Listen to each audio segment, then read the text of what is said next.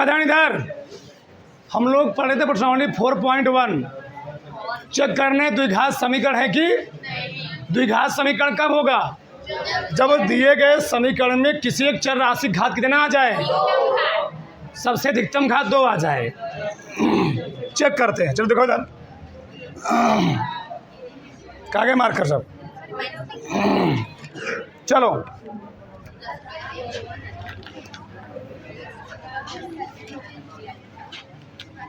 इसका मल्टीप्लाई करेंगे ना, 2x कैसे में करो, 2x का 3 में करूँगा, 2 3 माइनस 1 का एक्सम करूँगा, 3 का नाम 3 प्लस 3। बताओ इस लाइन में किसी कोई दिक्कत? यक्स का एक्स में करूँगा, यक्स का एक में करूँगा 5x, 5 का नाम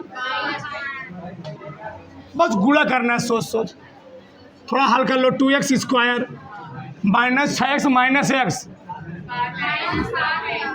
plus 3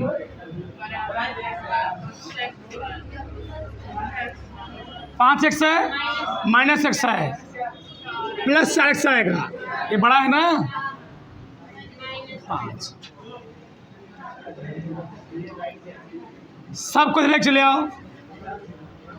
2x square minus 7x जी प्लस 3, एक क्या बन जाएगा? ये आएगा, ये आएगा 2x स्क्वायर में x स्क्वायर घटाओ 7 4 जुड़ेगा ना, माइनस माइनस जुड़ता है 5 3। बताओ द्विघात है कि नहीं है? यक्ष की अधिकतम घात 2 है कि नहीं है? तो द्विघात समीकरण होगा नहीं हुआ? द्विघात समीकरण है। द्विघात समीकरण जिसको ना समझ में तुरंत बोले फटाक से। आगे देखो, इसको हल करते हैं। X square plus 1 a minus b का होल क्यूब स्क्वायर है, तो a square plus b square 2a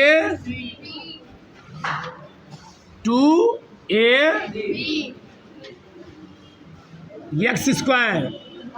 देखो इधर एक्स स्क्वायर स्क्वायर कट गया, 3x प्लस 2 दूनी सब कुछ लिख रहा हूँ। 3x plus 1 minus 4 plus 3x में 4x जोड़ो,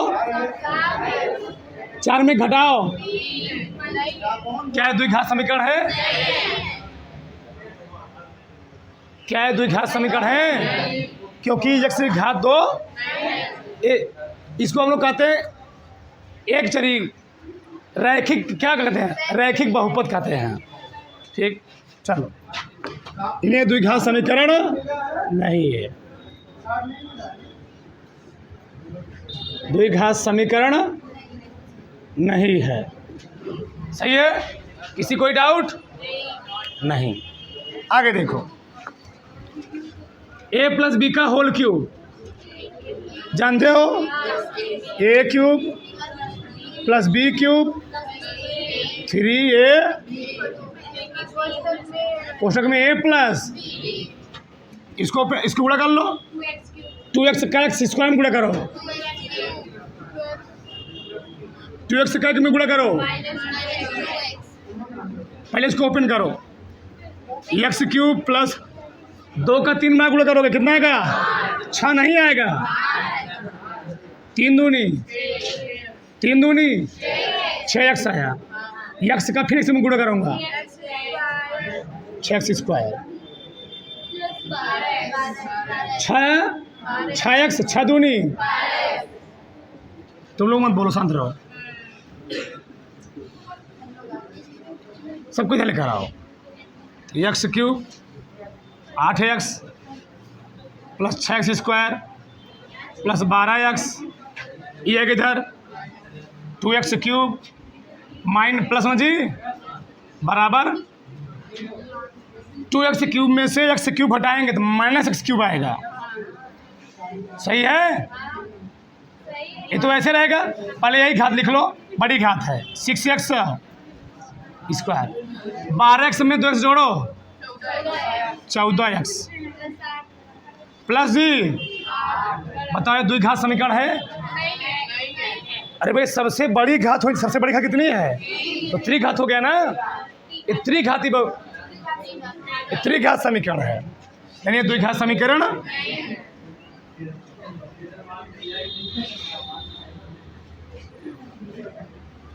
द्विघात समीकरण नहीं है। सबको आ रहा है कि नहीं आ रहा है? किसी कोई डाउट हो बताना। आगे देखो लास्ट वही बात, x cube 4x square minus x plus x minus a minus b का whole cube, a cube minus 3a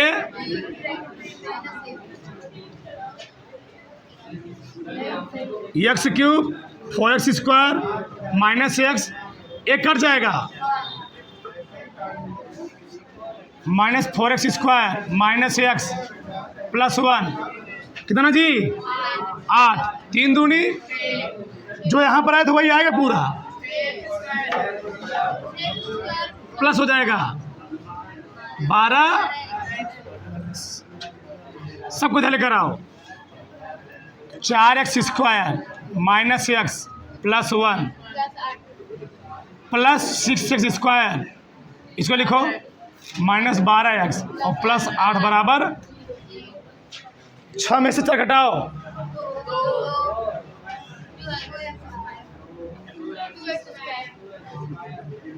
12 में एक जोड़ो 8 1, बताओ द्विघात है कि नहीं है? उतरो सब।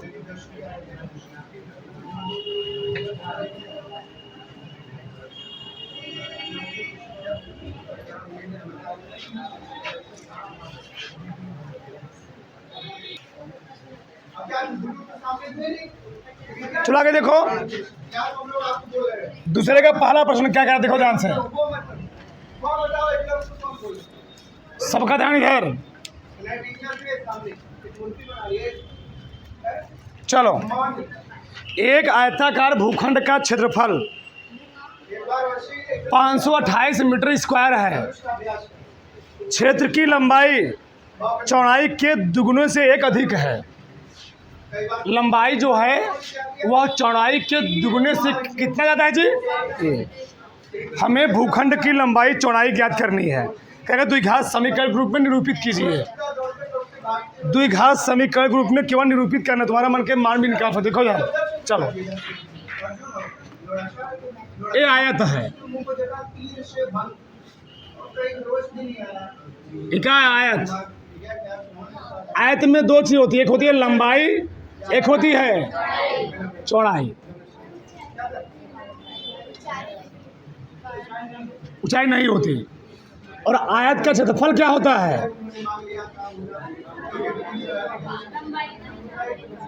आयत का क्षेत्रफल होता है लंबाई गुणे चौड़ाई, लंबाई गुणे चौड़ाई। अब देखो, हम लोग पढ़ रहे हैं द्विघात समीकरण, इसमें कितने खाते बनेंगे? इसमें 2 खाते बने। चलो मैं मान रहा, देखो यार, माना पहला,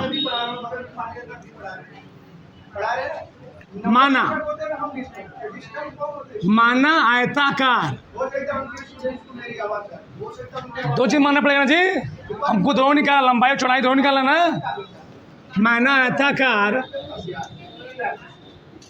भूखंड की लंबाई कितना मान लिया मैं? x। तो चौड़ाई कितना है जी?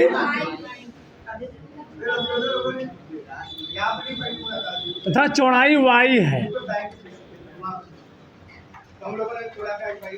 सही है, किसी कोई प्रॉब्लम? माना आयताकार भूखंड की लंबाई x तथा चौड़ाई कितना है? y है। प्रथम प्रश्नानुसार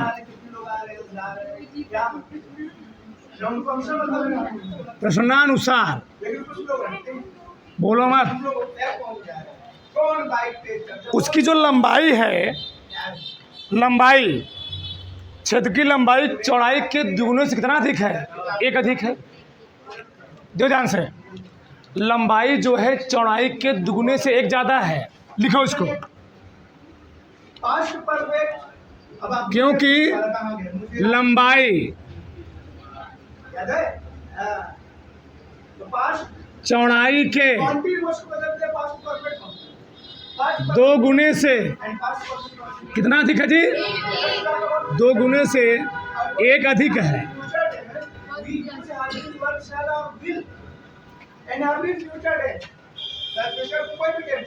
सही है, दुगने से एक अधिक है। बताओ तुम, अगर लंबाई चौड़ाई के दुगने से एक अधिक है तो मैं क्या लिखूंगा? लंबाई, लंबाई कितना है जी? x। और जो लंबाई है वह चौड़ाई के दुगने से, चौड़ाई कितना में माना हो भाई? दुगने से कितना ज़्यादा है? +1। सही गलत? लंबाई जो है चौड़ाई के दुगने से एक ज़्यादा। सही है गलत है? समीकरण नंबर 1, समीकरण नंबर 1। अब लिखो द्वितीय प्रश्नानुसार।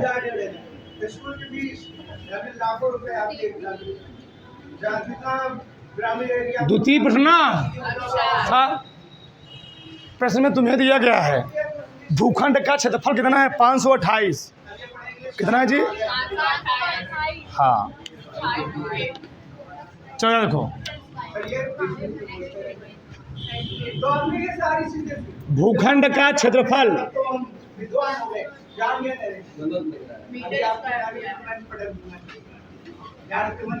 500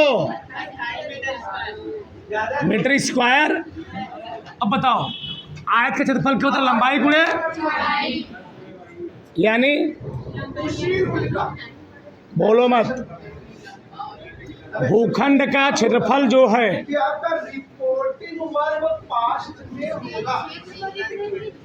क्षेत्रफल बोलो मत रहो, 528। ठीक, तो भूखंड क्षेत्रफल होता क्या? लंबाई गुणे जी, लंबाई कितना है? x, और चौड़ाई कितना है?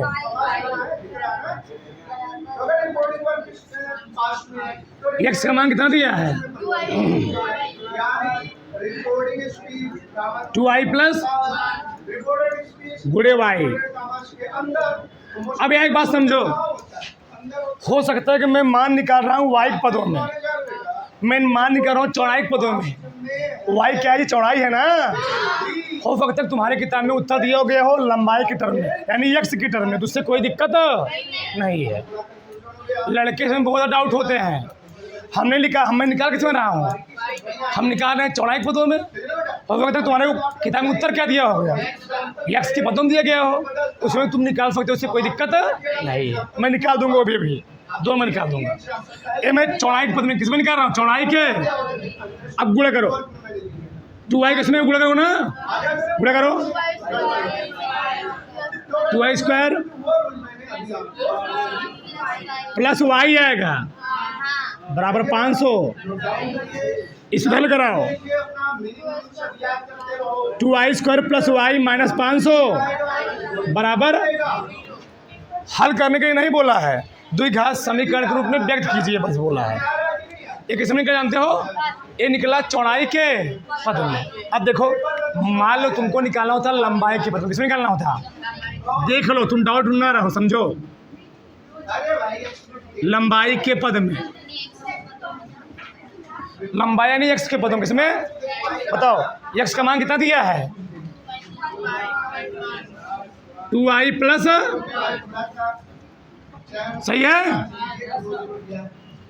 बताओ, इसको ऐसे नहीं लिख सकता हूँ, 2i प्लस 1 बराबर x। सही है? तो 2i बराबर क्या हो जाएगा जी? x माइनस 2 गया नीचे ना, तो y बराबर क्या गया? फिर वही बात, भूखंड का क्षेत्रफल कितना दिया 500, यानी लंबाई गुणे चौड़ाई, लंबाई गुणे चौड़ाई का मान कितना दिए दी 500, लंबाई कितना है x, चौड़ाई कितना है बराबर 528। सही है, बताओ हमको निकालना है x के पदों में, इसका मान मैं रखूंगा y का ना, y का मान कितना दिया गया है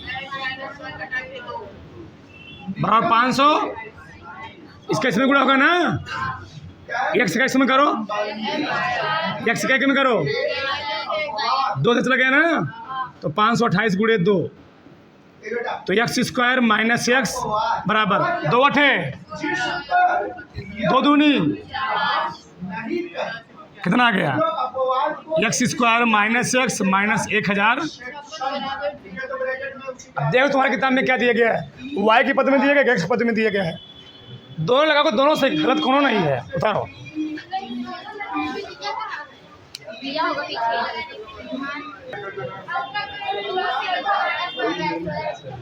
चलो आगे देखो तो किताब जी,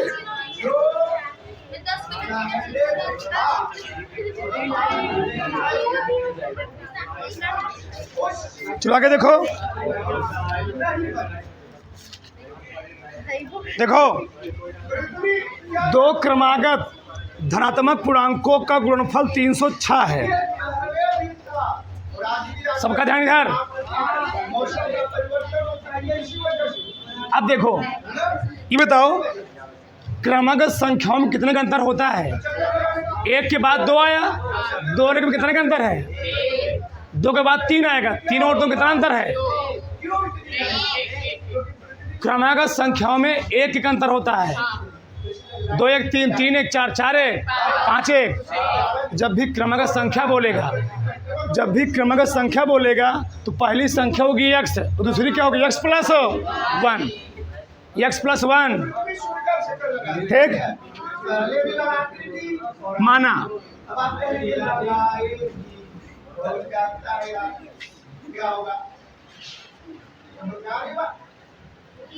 चलो आगे देखो, मैंने मान लिया, माना पहली क्रमागत संख्या कितना जी x, तथा दूसरी कितना होगी x प्लस 1, तथा दूसरी कितना होगी जी x प्लस 1 है, क्योंकि क्रमागत संख्याओं में 1 का अंतर होता है, 2 1 3 3 1, तो इतना ना तो बेकार, घर बैठ गोबर काट हो सही रहेगा। क्या देखो प्रश्नानुसार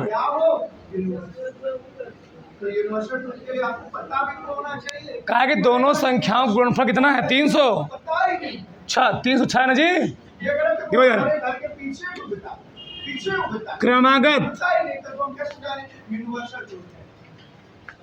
क्रमागत धनात्मक पूर्णांकों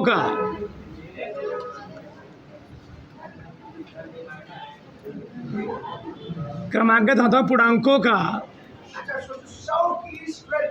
गुणनफल कितना है जी 306 है, सही है।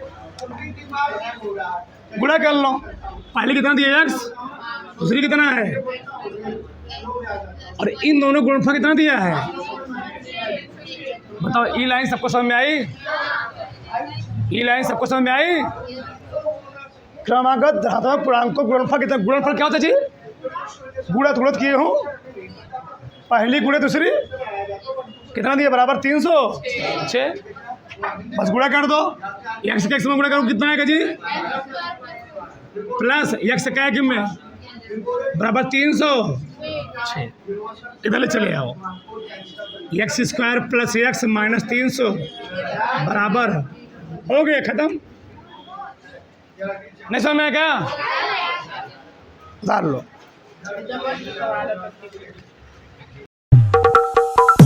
Lights, camera, action.